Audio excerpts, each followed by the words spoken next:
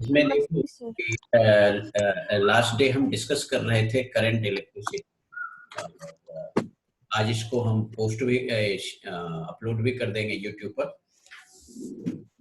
तो इस चैप्टर में जो हमारा टॉपिक है electric current, conventional current, drift velocity of electron, current density, ये सभी exactly up to the CBSE syllabus के अनुसार है। इसलिए टॉपिक इंपॉर्टेंट है। Resistivity, resistance, conductance and conductivity, dependent of resistance, current source, and series and parallel combination, EMF, potential difference of same, internal resistance of same, series and parallel combination of same.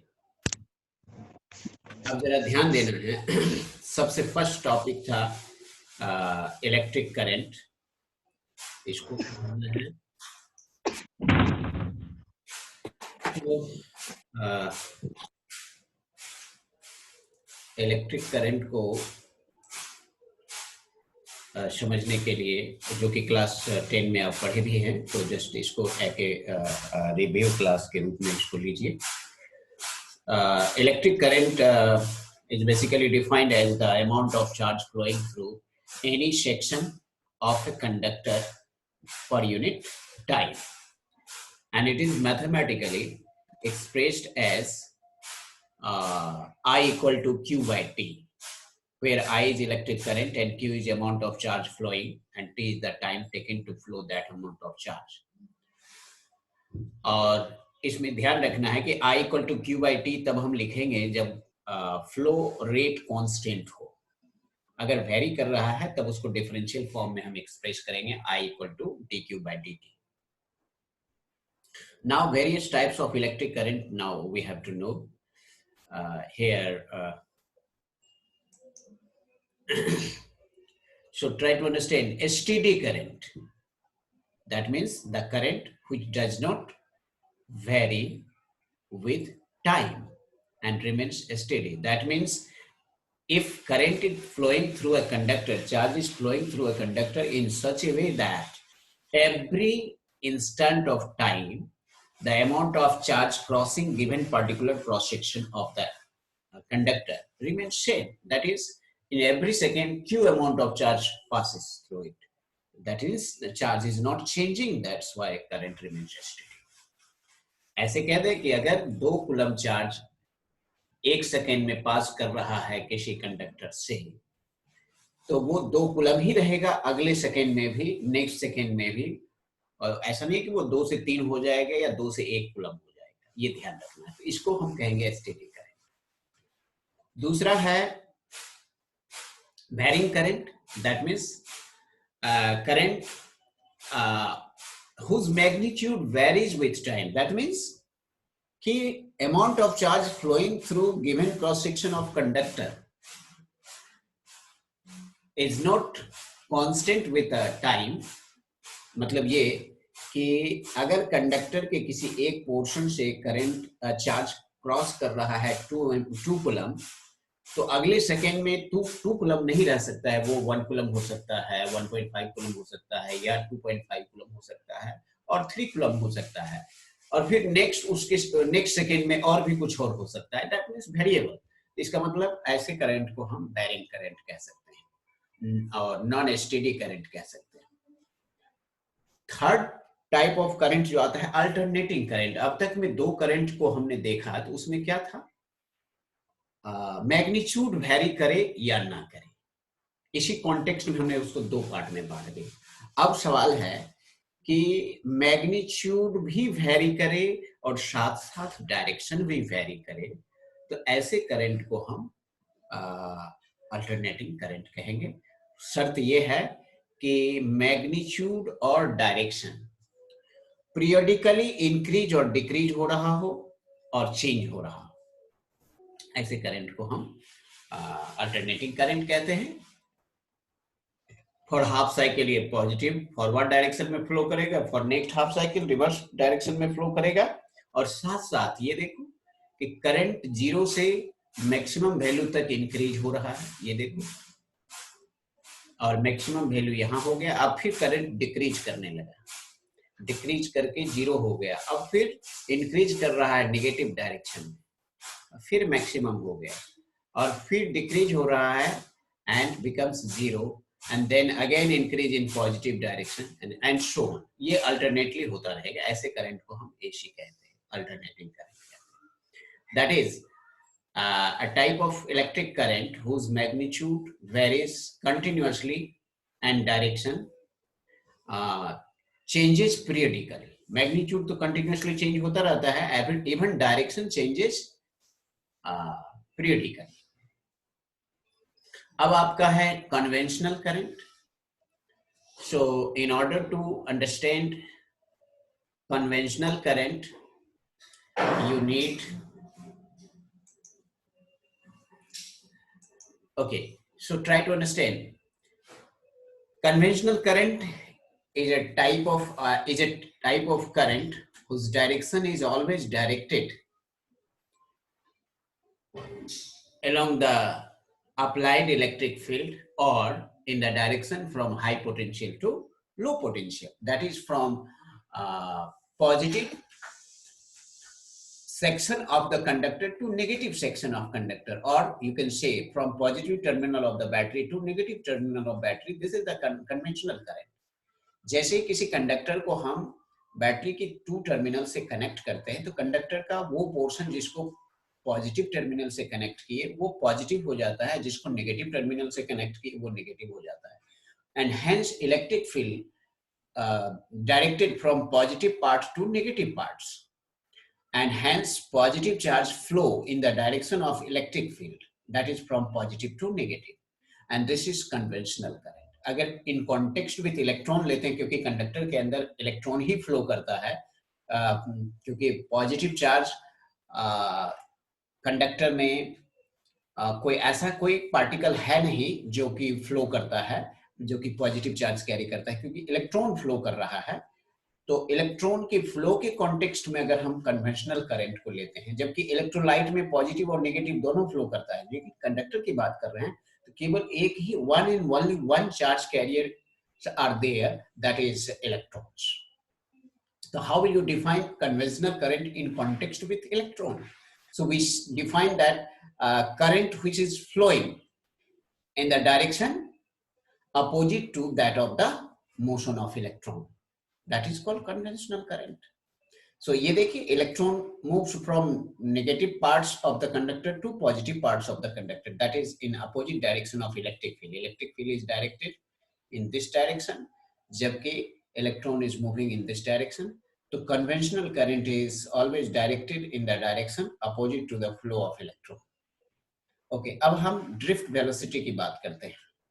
जैसे ही हम किसी conductor के cross potential apply कर देते हैं, जैसे ये देखो, अप्लाई करने का मतलब क्या है, हमने बताया था कि बैटरी के पॉजिटिव और नेगेटिव टर्मिनल से कंडक्टर की 2 इंड को कनेक्ट कर देते हैं, तो अब कंडक्टर न्यूट्रल नहीं रहा, उसका एक इंड हो गया पॉजिटिव और दूसरा इंड हो गया नेगेटिव, और इन पॉजिटिव और नेगेटिव के बीच में जो बल्क है, वॉल्यूम है ऑफ कंडक्टर, उसमें जो फ्री इलेक्ट्रॉन अवेलेबल है, now this free electrons will no longer will remain at the same location or same point, but it will get drifted in a direction opposite to the applied electric field, or in the direction from low potential to high potential.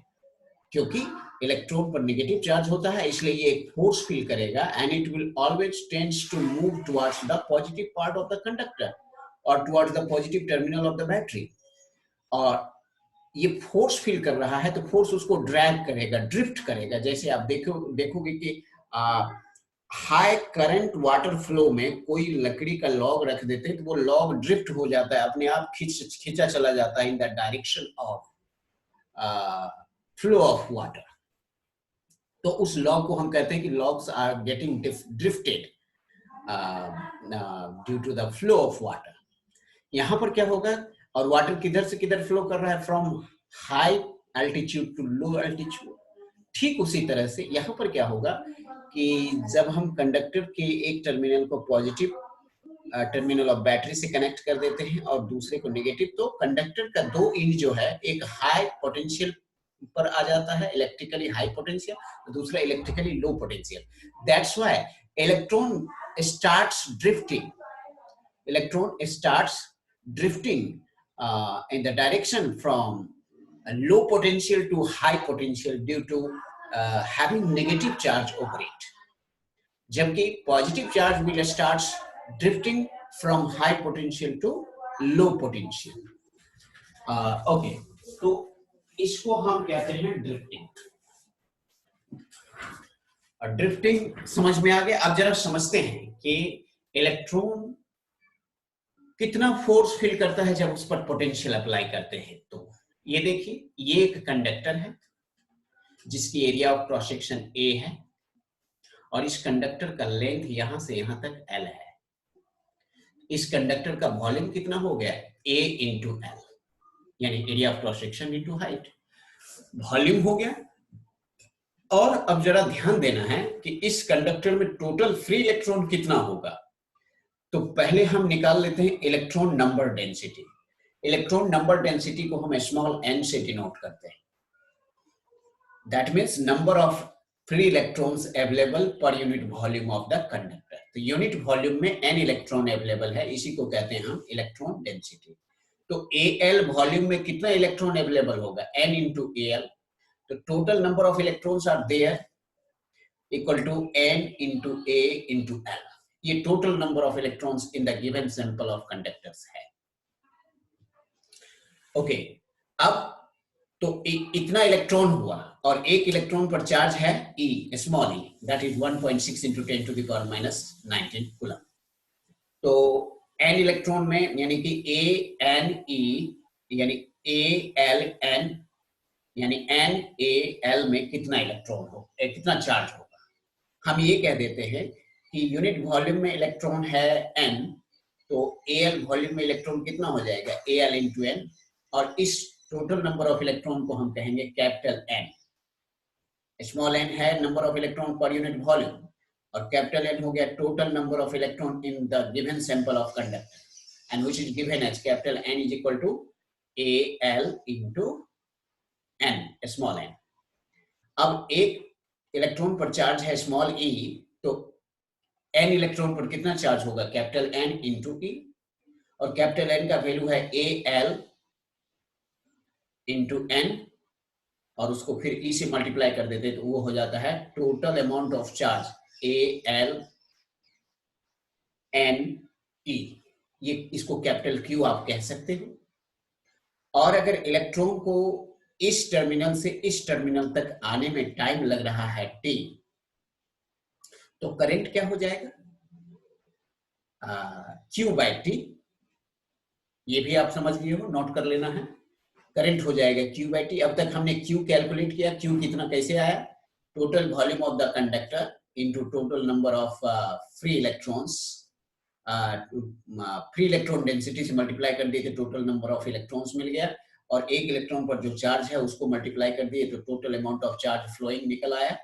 अब if electron takes time t to come from this end to this end, तो जैसे electron यहां से यहां आ रहा है तो जरूर कुछ ना कुछ वेलोसिटी से चल रहा होगा. तो जरा इसको समझना है कि जब हमने पोटेंशियल अप्लाई नहीं किया, अर्थात जब हमने बैटरी से इसको कनेक्ट नहीं किया, तब भी इलेक्ट्रॉन इसके अंदर था, फ्री इलेक्ट्रॉन, और वो मूव कर रहा था लेकिन रेंडमली मूव कर रहा था. इसलिए उसका वेलोसिटी रेंडम डायरेक्शन में ओरिएंटेड था. इसलिए उस randomly oriented velocity of various electron का सम क्या हो जाएगा? 0 हो जाएगा. इसलिए हम ये कह सकते हैं कि initially before applying potential difference across the conductor, average velocity of free electron in the bulk of conductor was 0.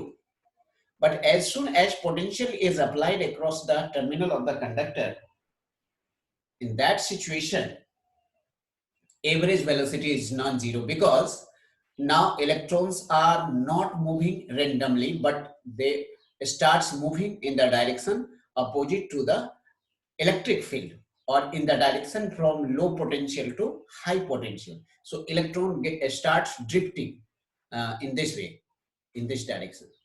This black dot indicates electron. चूंकि हमने इसको पॉजिटिव टर्मिनल से कनेक्ट किया तो यहाँ पर हाई पोटेंशियल हो गया, यहाँ पर लो पोटेंशियल हो गया. और अगर पोटेंशियल ग्रेडियंट अगर हम निकालना चाहते हैं तो मान लीजिए कि यहाँ का पोटेंशियल V है, इन दोनों के बीच का पोटेंशियल डिफरेंस, तो V divided by L, negative potential gradient electric field हो जाता है, तो minus V by L equal to electric field E. So electric field will be directed from high potential to low potential. Therefore, electron will start drifting from low potential to high potential in this direction. और तो electron क्यों ऐसा करेगा? तो वो एक force feel करेगा. कितना फोर्स फील करेगा? तो जब किसी इलेक्ट्रॉन को इलेक्ट्रिक फील्ड में प्लेस कर देते हैं तो वो एक फोर्स फील करेगा equal to F equal to electric field into charge on electron. तो चार्ज ऑन इलेक्ट्रॉन है minus E, that is 1.6 into 10 to the power minus 19 coulomb, और इलेक्ट्रिक फील्ड है E, तो फोर्स हो गया small e into capital E और negative sign, ये force हुआ. अगर फोर्स को हम मास से डिवाइड कर देते तो एक्सेलरेशन हो गया, तो acceleration of electron becomes minus E capital E divided by m. और यदि इलेक्ट्रॉन को यहां से यहां तक आने में टाइम लगा है t, तो उस पर हम डिस्कस करेंगे. ये जो है कैपिटल T, ये कैपिटल T नहीं है, टाउ है. आपके टेक्स्ट बुक में लिखा होगा टाउ. इसको रिलैक्सेशन टाइम कहते हैं. रिलैक्सेशन टाइम होता क्या है कि जब इलेक्ट्रॉन मूव करने लगता है, ड्रिफ्ट करने लगता है, तो वो एक दूसरे से टकराता भी है, कोलाइड भी करता है. तो रिलैक्सेशन टाइम वो हो गया कि the time interval with in which electrons moves freely being relaxed, मतलब इस बीच में कोई कोलिजन नहीं होता है. तो हम ये कह सकते हैं कि relaxation time is nothing but it is a time interval between two successive collision. दो कोलिजन के बीच का जो अवेलेबल टाइम है जिसमें कोई कोलिजन नहीं होता, उसी को रिलैक्सेशन टाइम कहते हैं. तो इस रिलैक्सेशन टाइम में जो वो एक्सेलरेट होगा, उससे हम क्या, इस रिलैक्सेशन टाइम में जो वो मूव करेगा वेलोसिटी से, उसको हम कहेंगे ड्रिफ्ट वेलोसिटी. तो हमने लिया v equal to u plus at वाला फॉर्मूला. t, ये जो कैपिटल T है इसको टाउ आप समझोगे, जिसको रिलैक्सेशन टाइम कहेंगे. तो v equal to u plus a tau, जहां पर u हमने कहा कि average velocity of electron just before applying potential difference across the terminal of the conductor is 0 because of random motion of the electrons, free electrons. So u हो गया 0. So v equal to u plus a tau. तो अब v को हम vd से denote करते हैं. d subscript drift को बताता है, इसलिए इसको हम कह सकते हैं कि drift velocity. Electron starts drifting with a certain velocity, that is called drift velocity. और चूंकि इलेक्ट्रॉन बीच में कोलाइड भी करता रहता है, इसलिए हम एवरेज वेलोसिटी लेते हैं. The average velocity with which electron moves under influence of external electric field is called drift velocity. Okay, the velocity, average velocity of electron with which it moves under influence of external electric field E is called drift velocity. And now drift velocity is just given as Vd equal to UAV. UAV मतलब average velocity before applying electric potential, and plus A tau. A is acceleration, tau is relaxation time. तो u तो 0 हो गया, इसलिए vd equal to मिला आपको minus e capital E by m into tau. ये drift velocity हो गया. This is the expression of drift velocity. Okay, now हम अब ड्रिफ्ट वेलोसिटी के टर्म में अगर करंट को कैलकुलेट करना है तो करंट इक्वल टू क्या हो जाएगा, NEA इंटू vd, यानी ड्रिफ्ट वेलोसिटी. जहां पर NEA तो कांस्टेंट रहेगा for the given sample of conductor. Area of cross section conductor का कांस्टेंट ही रहेगा, चार्ज ऑन इलेक्ट्रॉन कांस्टेंट ही रहेगा, और n कांस्टेंट रहेगा as long as the sample of conductor is same. तो चेंज क्या होगा, vd ही चेंज होगा. vd किस बात पर चेंज होगा, अगर पोटेंशियल हम बढ़ाते हैं तो vd भी चेंज होगा. तो यहां से ये कंक्लूजन निकला कि electric current is directly proportional to drift velocity. तो यहाँ देखिए vd is drift velocity, a is acceleration of free electron with which it gets drifted in the direction opposite to the electric field, and इस t को हम tau कहेंगे. Tau is the relaxation time, and E is the electric field, and small e is the electronic charge, m is the mass of electron, n is the number density of electrons, free electron density इसको कह सकते हैं, l is the length of conductor, and A is the area of cross section of conductor. इतनी बात समझ में आ गई. इसको अब प्रूफ कैसे करना है ये हम समझाएंगे. इसको प्रूफ करने के लिए आया कैसे ये समझ लीजिए। जैसे कि मैंने पहले बताया था कि total number of electrons available in this bulk of conductor is equal to what, volume of conductor into electron density यानी n। तो वॉल्यूम है Al इनटू इलेक्ट्रॉन डेंसिटी है स्मॉल n, तो हो गया Al इंटू n। ये हो गया टोटल नंबर ऑफ इलेक्ट्रॉन जिसको हम कैपिटल N कह सकते हैं। तो capital N total number of electron हो गया इन the given sample of conductor. और इतने इलेक्ट्रॉन में चार्ज कितना होगा, तो एक इलेक्ट्रॉन पर जो चार्ज है उसको n से मल्टीप्लाई कर देंगे, कैपिटल N से। तो capital N into n E, ये हो गया capital Q, total amount of charge flowing. अब Q निकल आया, और अगर इलेक्ट्रॉन को एक एंड से दूसरे एंड तक जाने में टाइम लगता है t, तो I इक्वल टू हो गया Q by T, capital Q by small t। Q का वैल्यू हमने लाया था capital N into E, that is small e, और कैपिटल N का वैल्यू हमने लाया था कैपिटल N का वैल्यू हमने लाया था NaL, स्मॉल NaL। तो कुल मिला के चार्ज हो गया NeAl divided by time t। लेकिन t हमें पता नहीं है, तो t को हमें कैलकुलेट करना है। तो हमें डिस्टेंस पता है, वेलोसिटी पता है, टाइम नहीं पता है, निकाल लेंगे। डिस्टेंस क्या है, इलेक्ट्रॉन को यहां से यहां तक आने में कितना डिस्टेंस कवर किया, L। ये देखो, ये L डिस्टेंस कवर किया, और किस वेलोसिटी से, तो ड्रिफ्ट वेलोसिटी vd, इस vd वेलोसिटी से यहां आ रहा है ऐसे। तो कितना टाइम लिया, तो L by T equal to vd, इसलिए t equal to L by vd। तो टाइम निकल आया। नाउ करंट इक्वल टू क्या हो जाएगा, Q बाई टी। तो Q तो आपने निकाला NeAl, डिवाइडेड बाय T आपने लिया है L बाय Vd। तो L कैंसिल हो गया NeAVd, एक्सप्रेशन आ गया। आप अपने घर पर ट्राई कर सकते हो ऐसा करके। ओके, अब हम आगे बढ़ते हैं। करंट समझ लिया हमने, अब करंट डेंसिटी की बात करते हैं। तो करंट डेंसिटी क्या होता है, current per unit area of cross section of conductor. Current density at a given point within the conductor is defined as the current flowing through unit area of cross section of conductor.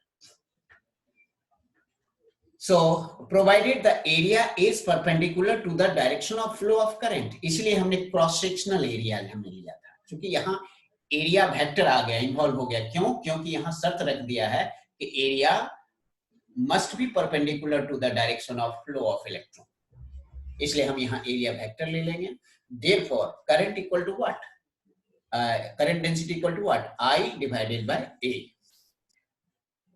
तो I divided by A यानी current per unit area, ये current density कहलाएगा। अब जरा यहाँ ध्यान दीजिए, ये है करंट इक्वल टू NeAVd।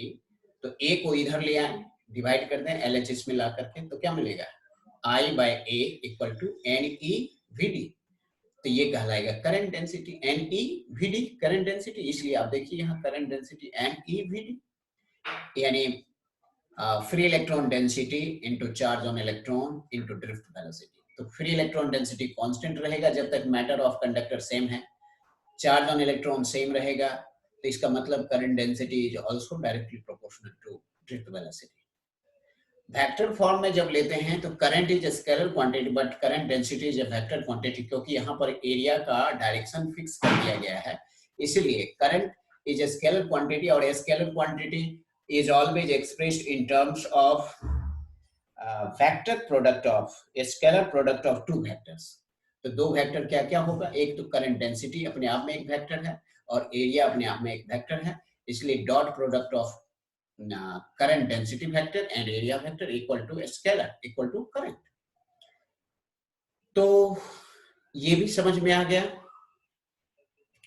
अब हम करंट को ड्रिफ्ट वेलोसिटी के टर्म में समझ गए हैं और करंट डेंसिटी को समझ गए हैं, तो अब हम ओम्स लॉ को हम डिराइव कर सकते हैं। प्रीवियसली जो प्रीवियस क्लास में जो आप ओम्स लॉ को पढ़े थे, जरा उसको हम एक बार रिकैप कर लेते हैं। ओम्स लॉ कहता क्या है कि electric current flowing through a conductor is directly proportional to the potential difference across the ends of conductor and physical conditions such as temperature, mechanical strain etc remains constant. That मतलब ये शर्त है कि electric current flowing through a conductor is directly proportional to potential difference across the terminal of the conductor, provided physical condition like temperature, mechanical strain, and pressure all remains constant.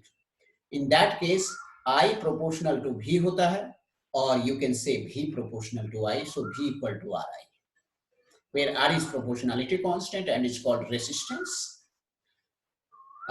जाहिर है कि आप देखो, अगर पोटेंशियल को बढ़ाते हैं तो क्या चीज बढ़ जाएगा? पोटेंशियल को बढ़ाएंगे तो VD बढ़ेगा, VD बढ़ने से करंट बढ़ जाएगा। तो हम जान रहे हैं कि पोटेंशियल के डायरेक्टली प्रोपोर्शनल करंट होगा।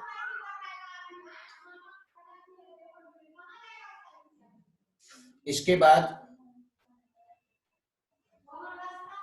अब देखो, और ओम्स लॉ का ग्राफ, जब हम ग्राफ करंट और वोल्टेज के बीच प्लॉट करेंगे तो ग्राफ स्ट्रेट लाइन आएगा, और ये इंडिकेट करेगा कि there is a linear relation between current flowing through a conductor and potential difference across the terminal of the conductor. अब रेसिस्टेंस मैंने बता ही दिया था कि प्रोपोर्शनलिटी कांस्टेंट जो आया है ओम्स लॉ में वो रेसिस्टेंस कहलाता है। तो रेसिस्टेंस होता क्या है कि resistance is the property or tendency of the conductor by virtue of which it opposes the flow of electron through it, or flow of current through it.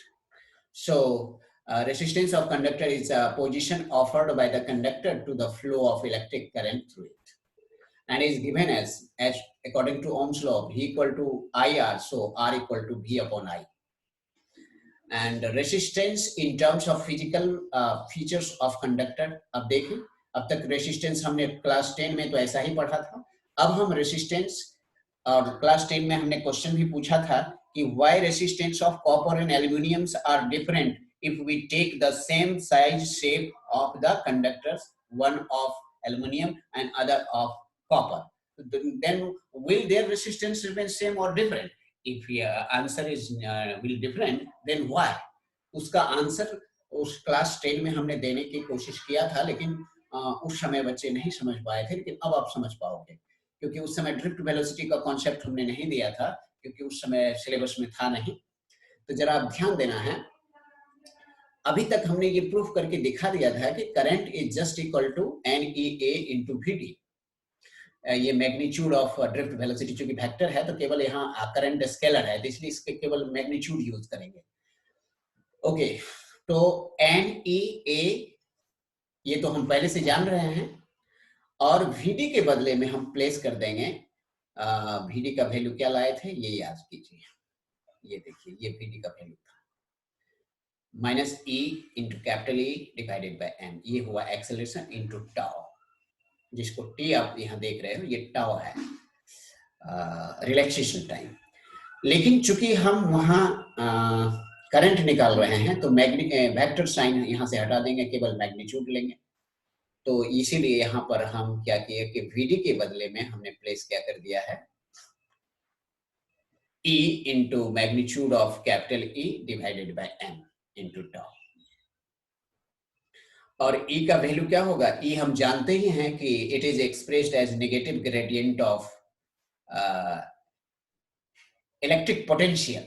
तो electric field is equal to negative gradient of electric potential. तो यहाँ E के जगह पर हम place करेंगे -V/L, क्योंकि negative gradient जब हमें निकालना है तो यहाँ से यहाँ तक का लेंथ L है और पोटेंशियल डिफरेंस V है, तो हमें electric field E equal to -V/L आएगा, यानी -dV/dr जो हमने बताया था। इसलिए ये ध्यान रखने की बात है कि यहाँ पर ये E की वैल्यू -V/L डालते हैं, चूंकि लेकिन यहाँ एब्सोल्यूट वैल्यू निकाला जा रहा है, मॉड लिया हुआ है, तो माइनस खत्म हो जाएगा वहां पर और V/L सिर्फ आएगा। तो अब हमारा वैल्यू हो गया, एक तो E पहले से था, E into E equal to E² हो गया, तो NE² A इंटू टाउ। इसको बार बार मैं टाउ कह रहा हूँ क्योंकि आपके टेक्स्ट बुक में टाउ लिखा हुआ है, इसलिए अपनी आदत को उसी तरह से लेके चलना है, और बाय M एंड V/L। अब आप यहाँ जरा ध्यान दीजिए कि ये ब्रैकेट के अंदर जो टर्म है ये कांस्टेंट है, और ये हो गया पोटेंशियल डिफरेंस, ये हो गया L, इत्तेफाक से ये एल और ये आई दोनों एक जैसा दिख रहा है, आप अपने नोट में जब बनाने लगोगे तो इसको एल लोगे। तो ये कांस्टेंट है, इस कांस्टेंट को हम क्या कहेंगे, आर कहेंगे। तभी तो हम कह सकते हैं कि बल्कि एल को भी इस ब्रैकेट के अंदर ले लोगे, इस एल को इस ब्रैकेट के अंदर ले लिए, और या यूं कहो कि ये M L divided by N E square A tau, तो ये क्या कहलाएगा, ये कहलाएगा R, resistance V by I equal to R, और ये है L, length of conductor. So we see here the resistance R is directly proportional to length of conductor and resistance R is inversely proportional to area of cross section, जो कि class 10 में केवल statement से आप समझ पाए थे, लेकिन यहाँ पर आप मैथमेटिकली कैलकुलेट करके समझ रहे हैं। और जबकि M N E A ये कांस्टेंट रहेगा, इसलिए जाहिर है कि इस ब्रैकेट के अंदर जो टर्म है, इसको इस ब्रैकेट के अंदर ले ले तो ये कांस्टेंट होगा, और इसको, इस कांस्टेंट को हम रेसिस्टिविटी कहेंगे, रो, क्योंकि ये केवल किस बात पर डिपेंड करता है, m, मास ऑफ इलेक्ट्रॉन तो सेम रहेगा for any kind of substance, और चार्ज ऑन इलेक्ट्रॉन भी सेम ही रहेगा। चेंज क्या हो सकता है, अगर टेम्परेचर को कांस्टेंट कर दें तो रिलैक्सेशन टाइम t भी सेम ही रहेगा। तो चेंज सिर्फ किस बात से हो सकता है, n चेंज होगा, n changes from matter to matter. इसीलिए कॉपर और एल्युमिनियम में available of free electron will be different. यही वजह है कि कॉपर और एल्युमिनियम का रेसिस्टेंस अलग अलग होता है at the same physical condition and for the same physical shape and size. इसलिए इसको रो कहेंगे, रेसिस्टिविटी। तो अब आपको रो का एक्सप्रेशन आ गया, क्योंकि ये सभी कांस्टेंट है, so we can say that R is proportional to I by A, L by A, जो कि प्रीवियस क्लास में आप पढ़ चुके थे। ये देखिए, यहां तक आपको जब समझ में आ गया है तो एक चीज और एक और रिलेशंस मैं यहाँ बता रहा हूँ, जरा यहाँ आइए बैक में, ये देखिए, ये देखो, इसी चीज को अगर आप कैलकुलेट करें तो यहाँ से क्या करेंगे, केवल E को हम निकाल लेते हैं यहाँ से, electric field, electric field equal to क्या हो जाएगा, बाकी टर्म को एक तरफ कर देते हैं, से दिस इज इलेक्ट्रिक फील्ड, ये पूरे टर्म को V by L को इलेक्ट्रिक फील्ड कह देते हैं। तो इलेक्ट्रिक फील्ड इक्वल टू क्या मिलेगा, M into I divided by n e square a टॉ। और तो आपका ये इलेक्ट्रिक फील्ड हो गया, जरा ध्यान देना है।